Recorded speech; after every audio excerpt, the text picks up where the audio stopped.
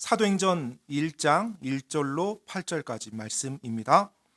오 데오빌로여, 예수님께서 행하시고 가르치기 시작하신 모든 일에 관하여 내가 작성한 이전 보고서는 그분께서 친히 택하신 사도들에게 성령님을 통해 명령들을 주신 뒤에 들려 올라가신 날까지의 일을 기록한 것이라.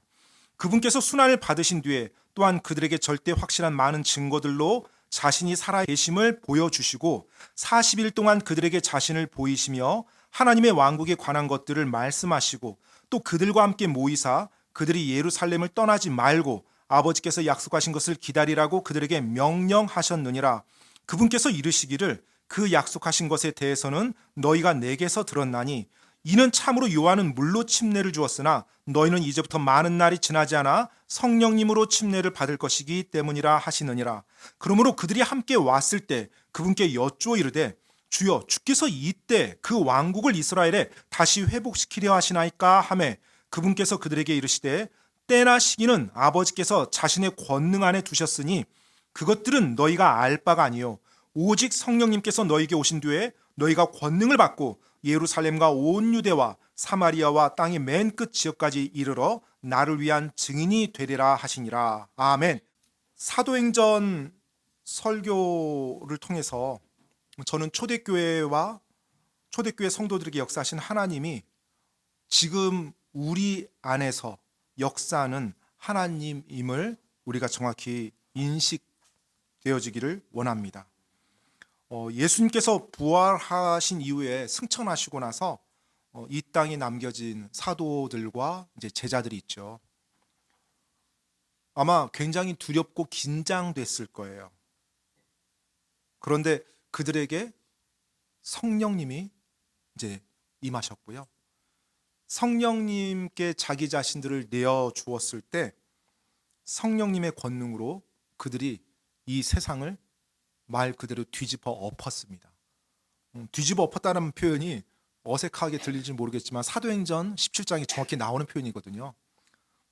사도행전 17장 그 6절에 보면 세상을 뒤집어 엎은 이자들이 여기도 왔는데 데살로니가 지역에 바울과 그의 일행이 복음을 전하러 갔을 때 그 데살로니가에 있었던 우상 숭배자들이 바울과 그 일행들에게 했던 말이 세상을 뒤집어 엎는 이자들이 여기에도 왔다라고 말했습니다.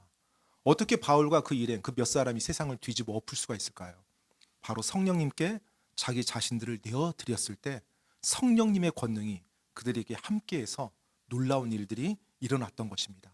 말 그대로 복음의 진리로 이 세상을 뒤집어 엎었던 것입니다. 그 역사를 보여주는 것이 사도행전이에요. 그리고 그 사도행전에 나와 있는 그 성령님의 역사를 여러분과 제가 함께 보고자 합니다. 그래서 보통 사도행전을 사도들을 통해 역사하신 성령님의 행전이라고 말하는 사람도 있어요. 또 믿는 자들을 통해 역사하신 성령님의 행전이라고 이렇게 말을 합니다. 맞습니다. 성령님이 그 안에서 역사하셔서 어떤 일을 이루어 나가셨는지가 사도행전에 하나님께서 기록해 주신 내용이에요. 그래서 사도행전은요 28장으로 이루어져서 28장에서 끝납니다. 하지만 모든 믿는 자들이 사도행전 29장을 써 내려간다라고 그렇게 종종 말을 하곤 합니다. 맞습니다. 성령님께서는 지금도 역사하고 계시거든요. 그래서 오늘날 살아가고 있는 우리들 안에서도 믿는 자라면 성령님이 그 안에 계십니다. 우리가 성령님께 우리 자신을 내어드릴 때 성령님이 여전히 동일하게 역사하세요.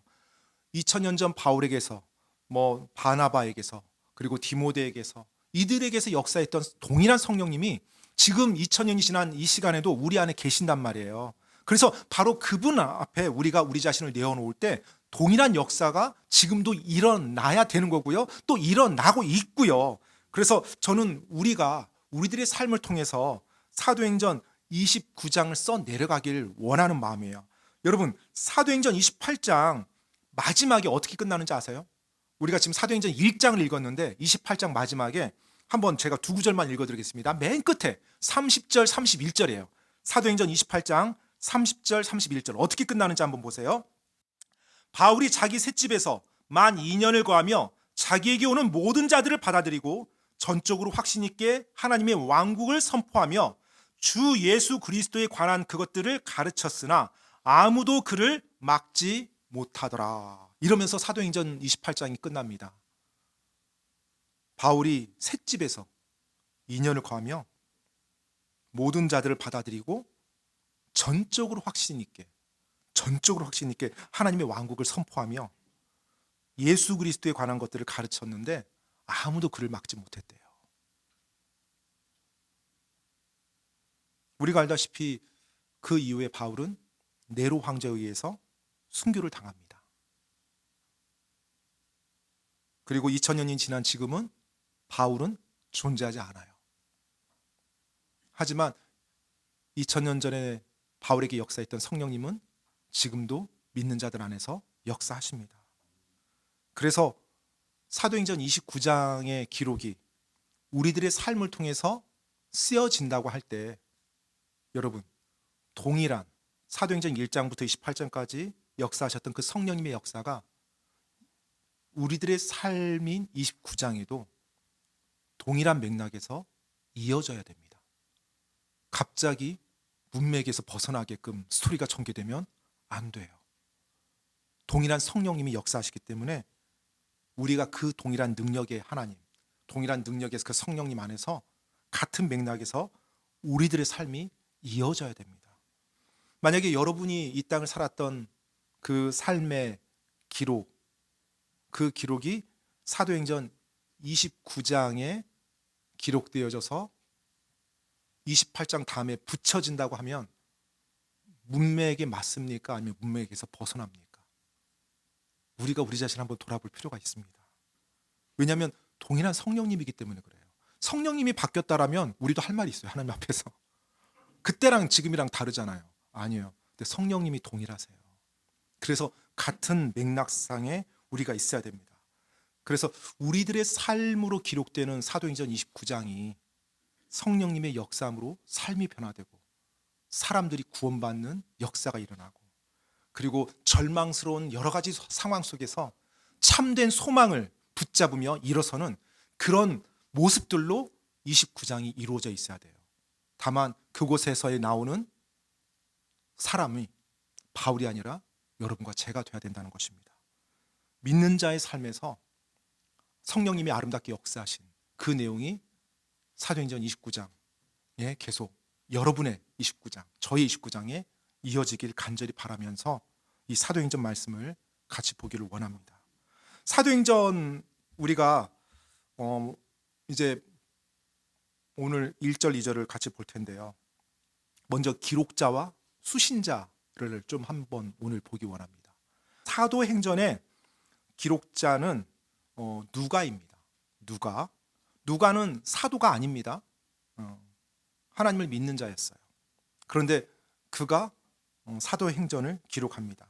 성경 기록이 보면 누가는 바울의 동역자였고요. 바울의 2차 선교 여행 때부터 바울과 함께 동행했던 그리고 함께 사역했던 사람으로 보입니다. 왜냐하면 바울이 사역했던 그 내용이 이제 사도행전에 기록이 되어 있는데 사도행전 16장에서부터 이제 대명사가 바뀝니다. 무슨 말이냐면 사도행전 16장 전까지는 바울과 그의 이름들을 3인칭 시점으로 계속 불러요. 바울이나 그의 이름 그리고 그들 이렇게 나갑니다. 그런데 16장 10절에서 갑자기 그 대명사가 1인칭으로 바뀌어요. 우리들 그리고 우리가. 그러면 지금 이 글을 기록한 사람이 누구예요? 누가거든요. 그럼 누가가 16장 전까지는 거기에 관여하지 않은 거예요. 그래서 3인칭 시점에서 계속 기록을 합니다. 그러다가 16장 10절에서부터는 갑자기 1인칭 시점으로 전환이 돼요. 왜요? 이제 본인이 거기에 함께 참여했거든요. 그래서 많은 신학자들은 누가가 바울의 2차 선교 여행에 어느 시점부터 바울과 함께 했구나, 바울의 선교와 함께 했구나라고 이제 그렇게 유추를 하는 겁니다. 그리고 또 누가는 바울의 동역자라고 성경에서 나와 있어요. 옥중서신이라고 하는 골로새서 그리고 이제 빌레몬서를 보게 되면 이렇게 누가에 대한 언급이 기록되어 있습니다. 골로새서와 빌레몬서는 바울이 기록한 것이죠. 그래서 골로새서 4장 14절에 보면 사랑받는 의사 누가와 또 데마가 너에게 인사하느니라 하면서 일단 누가가 의사라는 것을 우리에게 가르쳐주고 있어요. 직업이 의사였어요, 누가가. 그런데 그 누가가 바울과 함께하고 있는 겁니다. 빌레몬서 1장 24절에서도 보면은 나의 동료 일꾼 마가와 아리스다고와 데마와 누가가 문안하느니라 하면서 누가가 언급이 되는데 거기에선 누가를 바울이 자기 동료 일꾼이라고 소개를 합니다. 그럼 누가가 어떤 사람이었어요? 이제 우리가 이런 내용들을 종합해 보면 의사였어요. 그리고 바울과 함께 하나님의 사역을 감당했던 동료 일꾼이었습니다. 동역자였어요. 바로 그 누가가 사도행전을 기록한 겁니다. 자, 이제 사도행전 1장 1절 2절을 보도록 하겠습니다. 오 데오빌로여, 예수님께서 행하시고 가르치기 시작하신 모든 일에 관하여 내가 작성한 이전 보고서는 그분께서 친히 택하신 사도들에게 성령님을 통해 명령들을 주신 뒤에 들려 올라가신 날까지의 일을 기록한 것이라. 자, 이 사도행전의 기록자가 사도 바울이 아니라 누가라고 했습니다. 누가였어요. 그런데 수신자가 있어요. 수신자가 1절에 보면 누구로 나와 있어요? 데오빌로로 나와 있습니다. 데오빌로. 그런데 또 한 가지 흥미로운 것은 이 데오빌로에게 썼던 이 글이 첫 번째가 아니라는 거죠. 1절에 보면 내가 작성한 이전 보고서는 하고 이전에 또 데오빌로에게 썼다는 내용이 나와 있어요. 자, 이 이전 보고서가 어떤 내용이에요? 예수님께서 행하시고 가르치기 시작하신 모든 일에 관하여서 쓴 이전 보고서가 있대요. 그러니까 지금 사도행전은 두 번째 책인 거예요. 첫 번째 책은 어떤 책이에요? 예수님에 관해서 쓴 책이에요. 그럼 그 책이 어떤 책일까요? 누가가 기록한 첫 번째 책? 그게 누가복음이에요. 그래서 누가복음에 보면 역시 데오빌로에게 쓴다는 말이 또 나와요. 누가복음에도. 그래서 누가복음 1장 3절로 4절 말씀 한번 보도록 하겠습니다. 모든 일을 맨 처음부터 완전히 이해한 나도, 지금 누가가 자기 스스로에게 말하는 거예요. 예수님의 모든 행적에 대해서 이제 많은 조사를 해서 완전히 이해했다는 거예요, 자신이. 자, 데오빌로 각하, 당신에게 차례대로 써서 알리는 것을 좋게 생각하였으니 이것은 각하에게 이미 설명된 그 일들이 확실함을 각하께서 아시게 하려 함이니이다. 자, 누가복음 1장에서 보니까 이 데오빌로라는 사람 다음에 호칭을 하나 붙여요. 그런데 각하라는 호칭을 붙입니다. 여러분, 각하라는 호칭이 어떤 호칭이에요? 좀 높은 사람입니까? 아니면 별 볼 일 없는 사람입니까? 높은 사람이죠. 그렇죠. 옛날 우리나라에서도 대통령에게 각하란 말을 썼었는데 이 각하라고 했어요. 그러니까 이 데오빌로라는 사람이 굉장히 부유하고 높은 지위에 있었던 사람이구나라고 우리가 유추할 수가 있어요. 그리고 누가복음에서는 예수님의 부활 승천 때까지 예수님의 행적을 기록했고 그 다음에 이제 기록한 것이 사도행전이라는 것입니다. 자, 그런데 이 초대교회 전통에 따르면 사실 이 데오빌로에 대한 내용이 좀 나오는데요. 사실 성경에는 안 나와 있어요. 그러니까 성경에는 이 데오빌로가 어떤 사람인지 여기에 나온 게 전부입니다. 그런데 이제 초대교회 전통에 따르면 이 데오빌로가 아마 부유한 사람이었고 그리고 굉장히 권력 있는 사람이었다는 거. 그리고 누가가 이런 유추가 있습니다. 누가가 이 데오빌로의 종이었다라고 말하는 사람이 있어요. 의사인데 종이요? 근데 이 당시는 그랬어요. 이 당시에는 부유하고 권력 있는 사람이 종을 사는 거예요. 근데 의사를 사요. 그리고 뛰어난 교육자를, 뛰어난 지식인을 삽니다. 때때로 포로로 잡혀오는 사람들도 있잖아요. 주변 국가에서. 그러니까 사요. 당연히 일반 집안일 하는 사람보다는 훨씬 비싼 가격이죠. 사서 자기를 돌보도록 그리고 자기 자녀들을 교육시키도록 그렇게 시키는 거예요. 그 집안 안에서. 그래서 아마 누가가 이 당시 데오빌로의 담당 의사가 아니었을까. 그리고 고용된 담당 의사. 그런데 어느 시점에 이 데오빌로가 기독교에 대해서 어떤 사람은 예수님을 믿었다고 하는 사람도 있고 뭐 예수님에 대한 관심을 가지고 있었다고 하는 사람도 있고요. 그래서 어느 시점에 이 누가가 그 일을 할 수 있도록 바울에게 보내주었다. 그래서 누가가 이 데오빌로에게 보고를 하는 거다라고 이렇게 말을 하는 사람들이 있습니다. 그리고 데오빌로 각하라고 말하고 누가복음과 사도행전의 그 1장에서 그 수신자를 그렇게 표현한 걸 보면 굉장히 전통으로 내려오는 말이긴 하지만 설득력이 있다고 생각이 됩니다. 어떤 이유로 인해서 여하튼 누가를 바울에게 보냈는지 모르겠지만 여하튼 간에 이 누가가 바울과 함께 동행을 하며 사역을 할 수 있었던 것입니다. 그리고 자기가 예수님에 대해서 듣고 조사했던 모든 것 그리고 자기가 경험했던 모든 것을 정리해서 이 데오빌로 각하에게 보고한 것을 보면 여하튼 어떠한 종류의 그런 권위와 권위 아래에 있는 사람이 아니었나 이렇게 우리가 판단할 수 있고요. 또 어떤 사람들은요, 반대로 이 데오빌로라는 이름이 상징적 인물이다라고 말하는 사람도 있어요. 그러니까 이 데오빌로라는 이름의 뜻을 보면 데오가 티오스라고 해서 티오해서 하나님이란 뜻이거든요. 하나님. 그리고 빌로는 필로스에서 친구, 그리고 사랑하는 자란 뜻이에요. 그러니까 데오빌로는 무슨 뜻이에요? 하나님의 친구 아니면 하나님을 사랑하는 자. 그 의미가 있어요. 그래서 어떤 분들은 데오빌로는 실제 살아있는 사람이 아니라 하나님을 사랑하는 자를 총칭해서 의인화시켜서 이제 이 수신자로 기록한 것이다 이렇게 말하는 사람도 있습니다. 그런데 저는 전자가 더 맞다고, 좀 더 신뢰가 된다고 믿어요. 왜냐하면 만약에 상징한다고 하면 뭐 구태 호칭까지 붙일 필요 없잖아요. 데오빌로 각하여 이렇게 말하지 않았을 것 같고, 그래서 실제 살아있는 사람에게 우리가 서신서를 읽을 때 수신자가 있잖아요. 그러니까 우리가 상식적인 수준에서 읽어 나가면 이 데오빌로라는 분이 사람이었겠구나라고 이렇게 이해하는 게 훨씬 더 정상적인 것 같아요. 그래서 물론 하나님을 사랑하는 자들에게 썼다 해도 너무 아름다운 해석이에요.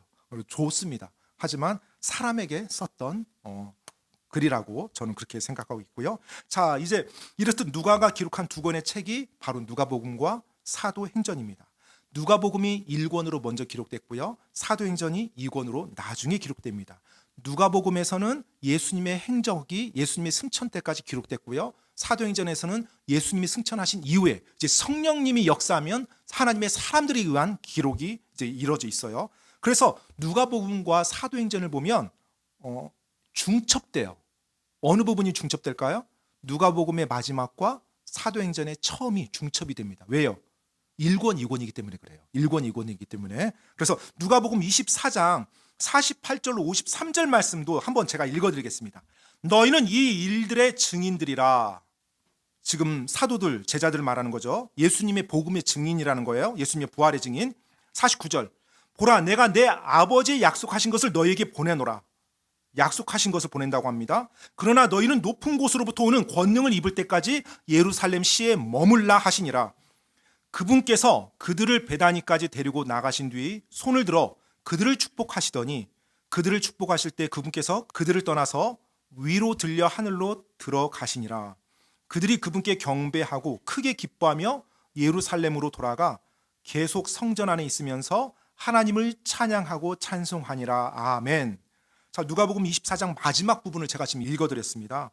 근데 마지막 부분에 보니까 너희들이 이 일들의 증인이라고 말했죠. 마지막 장에, 사도행전 1장에서는 너희가 이 복음을 증거하라고 명령을 내립니다. 그리고 누가복음 마지막에는 예수님의 승천 기록이 기록되면서 마무리가 돼요. 사도행전 1장에서는 예수님의 승천 기록이 기록되면서 시작이 됩니다. 누가복음에서는 예루살렘에서 약속하신 것을 기다리라고 말하면서 마무리가 됩니다. 사도행전에서는 예루살렘에서 약속하신 것을 기다리라고 말하면서 1장이 시작이 돼요. 이렇듯 누가복음 마지막 장과 사도행전 1장이 중첩이 되어서 같이 이어지는 내용으로 지금 전개가 되고 있는 것을 볼 수가 있어요. 자, 그리고 이제 여기에 기록한 누가는 앞에서 말씀드렸던 것처럼 이제 의사입니다. 그리고 의사였던 누가가 이제 바울과 함께 동행을 하면서 이제 사도행전 16장부터 내용이 기록되고 있고요. 그리고 사도 바울이 기록한 몇몇 서신서에 이 누가의 이름이 언급이 됩니다. 자, 먼저 저는 왜 하나님이 바울에게 누가를 보냈을까? 그리고 왜 누가는 많은 사역자들 중에 바울과 함께 동행하며 사역을 했을까? 그 부분을 잠깐 여러분과 나누고 첫 시간을 마무리하려고 하는데요.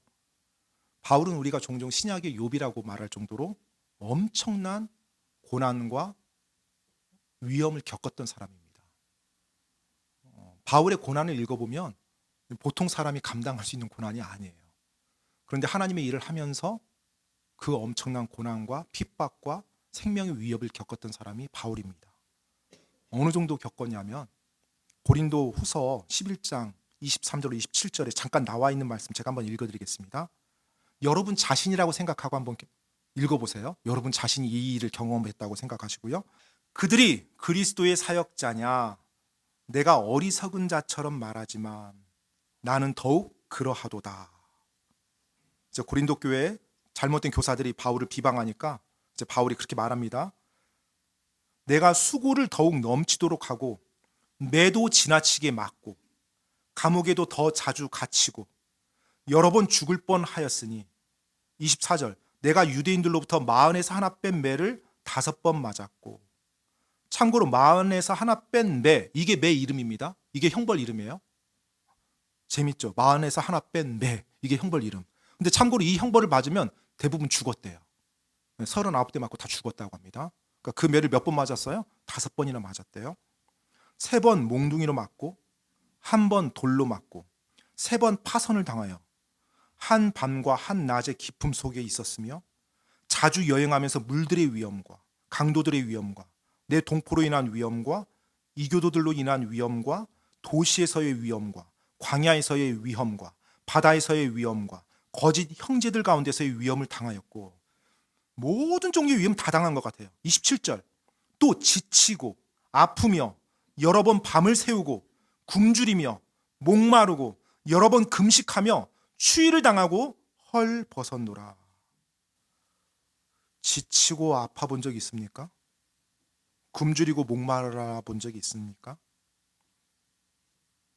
그리고 추위를 당하고 헐벗은 적이요.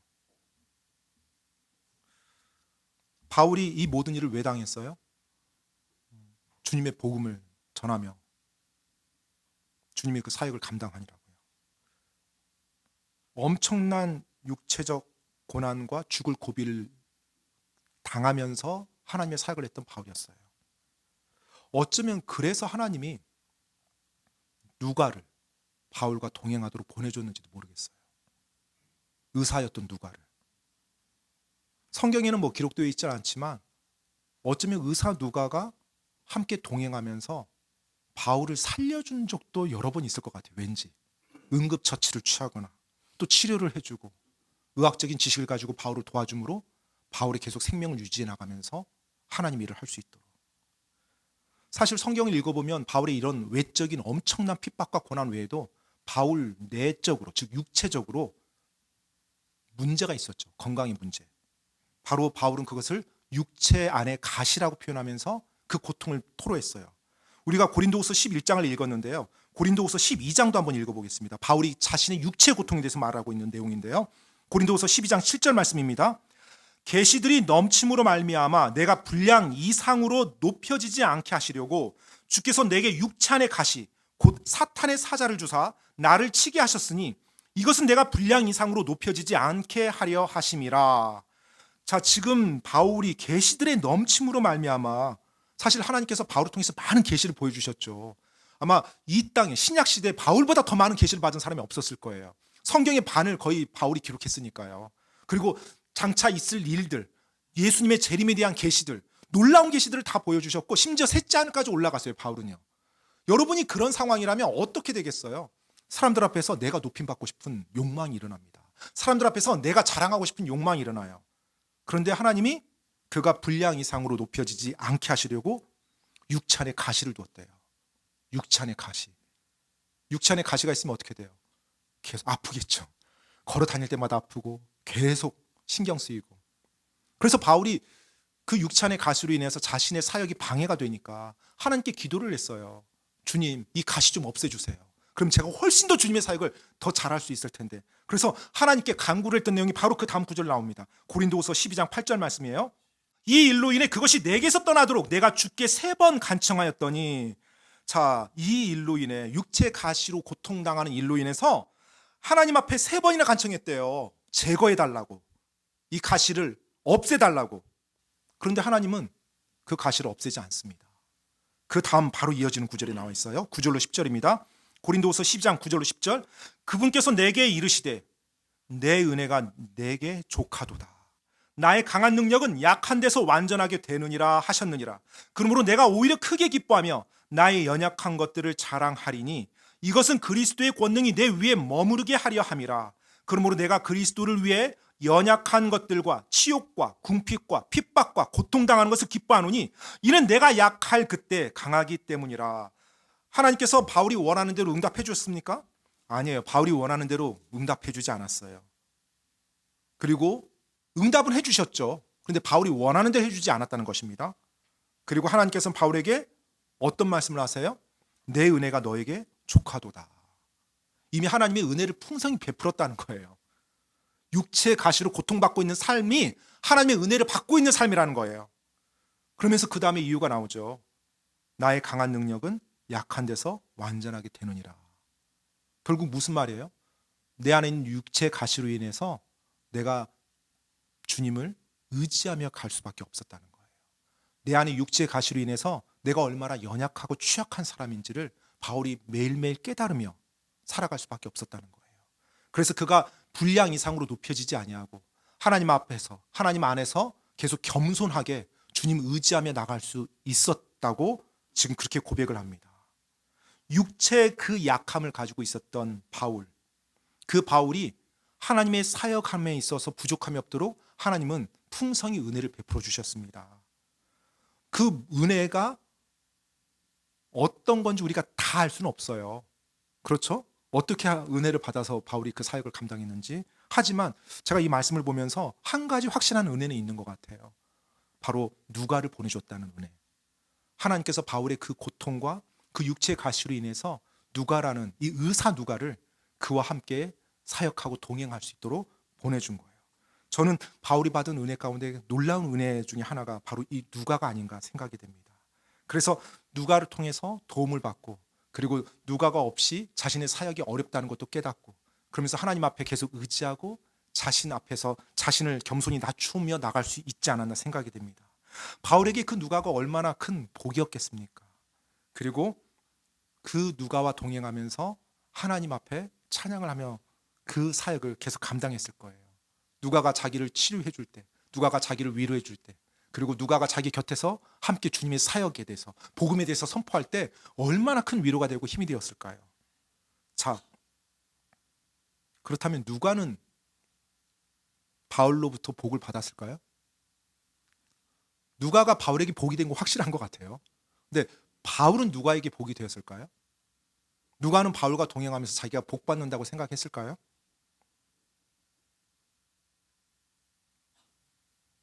사실 바울이 엄청난 고난과 핍박을 겪으며 사역을 해 나갔죠. 그런데 그 옆에 누구도 함께 있었어요? 누가도 함께 있었죠. 그러면 그 고난을 바울만 혼자 받았을까요? 누가도 같이 받을 수밖에 없죠. 같이 동행하는데요. 사도행전 마지막 장 27장, 28장 두 장에 보면 바울이 나중에 카이사르에게 청원함으로 인해서 로마로 가는 내용이 기록되어 있습니다. 죄수들과 함께 배에 타서 로마로 가는 그 내용이 마지막 사도행전 마지막 장 28장, 27장에 기록되어 있어요. 그런데 그 배를 타고 가다가 어떤 일이 일어나요? 그 지중해에서 큰 폭풍을 만납니다. 성경 기록에 따르면 여러 날 동안 바다 한가운데서 해와 별이 보이지 않았다고. 여러 날 동안. 그래서 살아날 수 있는 소망이 사라졌다라고 그렇게 표현되어 있어요. 그 죄인들을 호송하는 배에 바울이 타고 있었던 겁니다.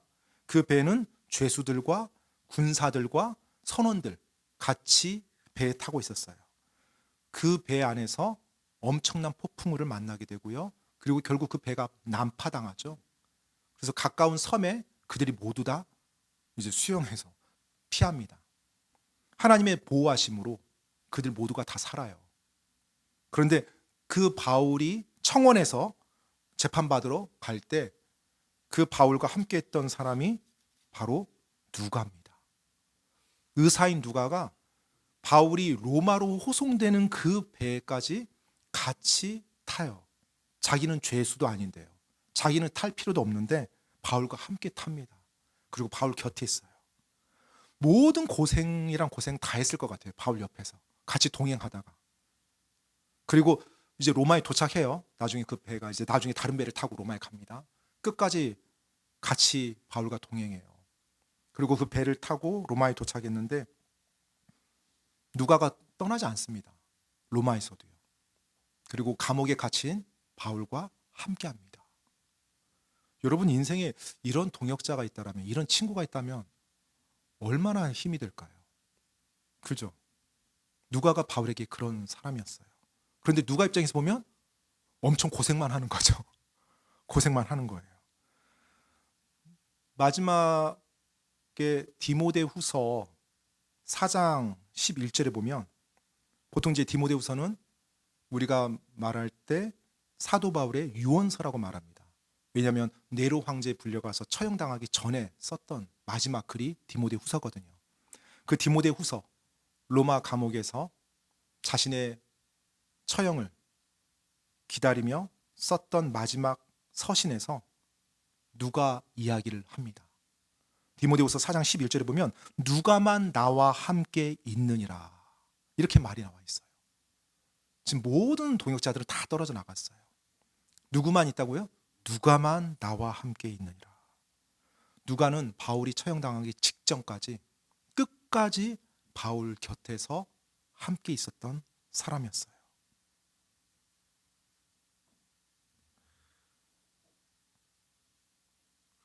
바울에게 누가는 놀라운 복이었습니다. 그런데 누가에게 바울은 복이었을까요? 제가 지금 이 말을 여러분께 전하면서 지금 이 내용을 이야기했어요. 누가가 지금 겪은 것이라고는 고생밖에 없잖아요. 그런데 이게 복이 되었을까요? 네, 복이 되었어요. 그것도 엄청난 복이라고 저는 믿습니다. 어떤 복이요? 온전히 하나님께 헌신된 사람과 함께 주님을 섬기고 주님의 일을 한다는 복이요. 온전히 하나님께 헌신된 사람과 함께함으로 하나님의 손길을 직접 보고 경험하는 복이요. 하나님의 살아계심을 보면서 전율을 느끼며 그분을 붙잡고 나가는 복이요. 온전히 하나님께 헌신된 사람과 함께하는 것은 여러분 절대로 바꿀 수 없는 복입니다. 온전히 하나님께 헌신된 부모님과 함께하는 자녀는 이 세상에서 가장 놀라운 유산을 받은 자녀라고 저는 믿습니다. 그 온전히 하나님께 헌신된 바울 곁에서 누가는 함께 하나님의 손길을 경험하고 맛보며 갔어요. 물론 바울과 동행하면서 엄청난 고난과 핍박 받았죠. 그런데 여러분 아십니까? 동시에 그 엄청난 고난과 핍박 속에서 엄청나게 놀라운 건짐을, 구원의 역사함도 받았어요. 바로 파선에서 살았죠. 수많은 사람들이 폭동 가운데서 살았죠. 여러 가지 생명의 위험 가운데 계속해서 살아간 거예요. 물론 본인이 의사니까 뭐 도와준 것도 있겠지만 저는 의사의 이해를 뛰어넘는 죽을 고비들 속에서 하나님께서 그분의 강한 손으로 역사하사 살려주는 것을 의사이기 때문에 더 잘 이해했을 것 같아요. 이건 사람이 하는 일이 아니라는 거. 여러분 아십니까? 때때로 의사들도 고백하는 거. 저희가 할 수 있는 게 아무것도 없습니다. 하나님이 이제 역사해야 됩니다. 이런 말을 교회를 안 다니는 의사분들이 하더라고요. 제가 예전에 이렇게 병원을 다녀보면 분명 누가는 그 바울과 함께 동행하면서 하나님의 손길과 하나님의 역사함을 직접 보고 경험했을 거예요. 그리고 또한 바울과 함께 살아가면서 저 하늘에 절대로 사라지지 않는 놀라운 상급을 엄청나게 많이 쌓았을 것입니다. 누가가 바울과 동행하면서 세상에는 알려지지 않은 의사였을 거예요. 이 세상의 역사서에는 의사 누가란 말이 전혀 찾아볼 수 없을 그런 인물일 겁니다. 하지만 영원한 하나님 말씀, 잠깐 이 땅에 있다가 다 없어지고 부패할 그 책이 아니라 영원히 존재할 그 하나님의 말씀에 의사 누가가 기록되어 있어요. 누구로요? 하나님의 사람으로요. 하나님의 사역자로요. 바울과 동행했던 사람으로요. 영원히 기록돼서 그의 이름을 지금 이 땅에 있는 이스라엘에서 수천 킬로 떨어져 있는 우리조차도 그의 이름을 우리가 기억하며 그의 믿음과 그의 삶을 우리가 본받는 겁니다. 여러분 하나님께 놀랍게 쓰임받았던 그 바울이요. 그리고 엄청난 핍박과 육체의 가시를 가지고 있었던 바울이요. 그 핍박과 가시로 인해서 주님을 의지하고 동역자들의 도움을 받으면서 사역을 했습니다. 때때로 어쩌면 우리들 안에도 그런 가시가 있을 수 있어요. 육체의 가시요. 건강의 가시가 될 수도 있겠고, 때때로는 외부적인 환경의 가시가 될 수도 있겠고요. 그 가시만 없으면 하나님을 보다 더 잘 섬길 수 있을 텐데, 이런 생각이 드는 그런 가시들이 있을 겁니다. 왜냐? 바울도 그랬으니까요. 그런데 여러분은 어쩌면요, 그런 가시가 있다면 한번 생각해 보세요.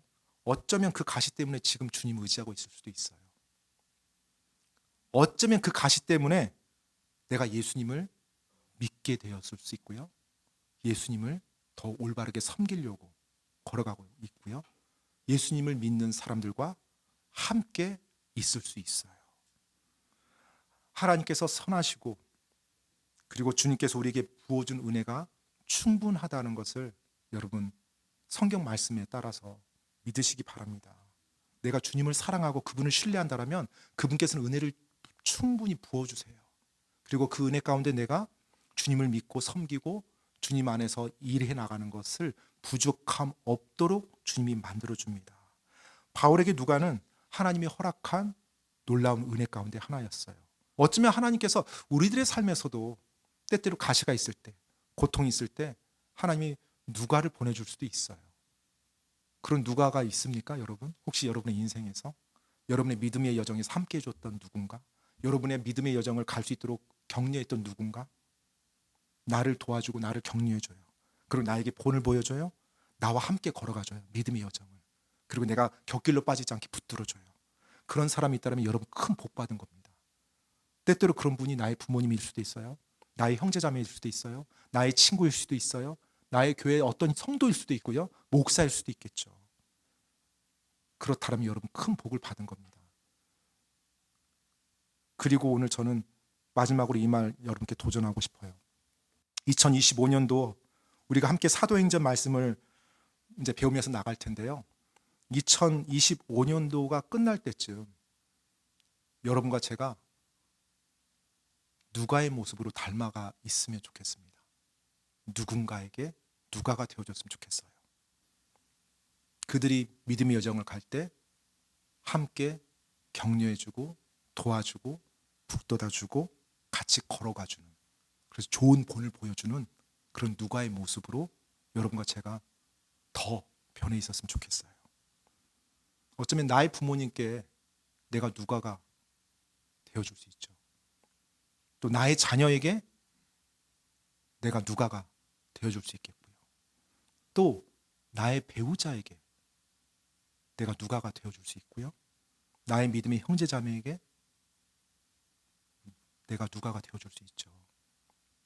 그리고 목사와 성도로서 제가 여러분의 누가가 더 되어줄 수 있고요. 또 여러분도 저에게 누가가 되어줄 수 있고요.